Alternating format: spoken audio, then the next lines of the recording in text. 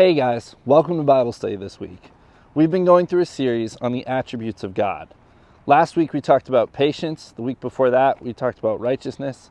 This week we're talking about how God is all-knowing. So when you try to define all-knowing, this is the best definition I could come up with. God knows everything about everything, including himself. So there is nothing under the sun or moon or universe that God does not know. Job 37:16 puts it this way: God is perfect in knowledge. There is nothing God does not know.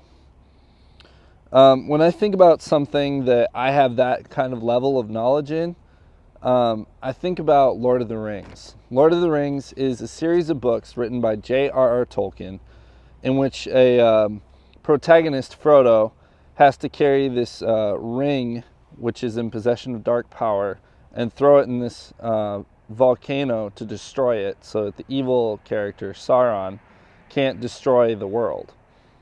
And I've seen those movies, I've read those books, and I've seen a whole bunch of stuff behind the scenes to where you were able to ask me some obscure question about Lord of the Rings. I could probably answer it or know exactly where I have to go to find the answer.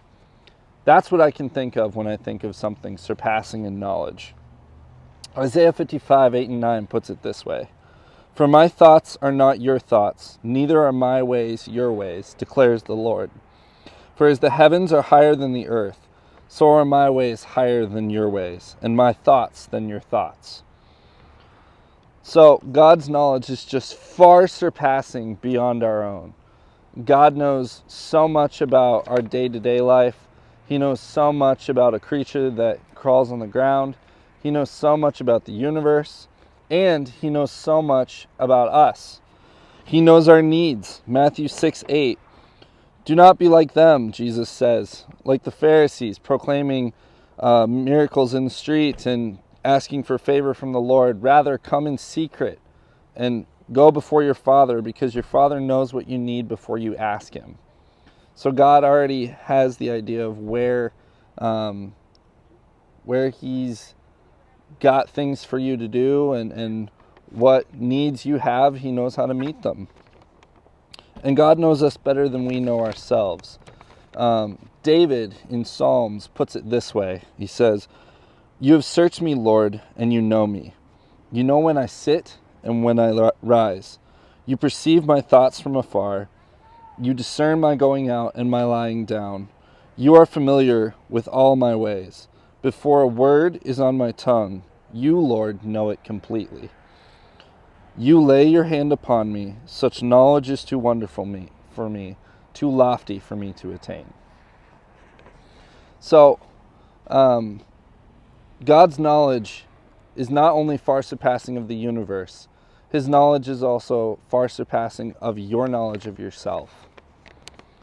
God knows you, and he knows your value and your purpose. And I know in action sports that we struggle with being known. We struggle with owning something. That's why we throw ourselves down the biggest stair set or hit the biggest rail or do whatever, because we're trying to be noticed. We're trying to be known.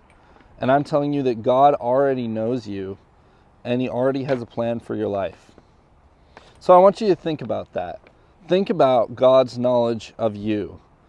Think about what it would mean to invite Jesus into your life and be fully known by your Father in heaven, who knows what you need before you ask him.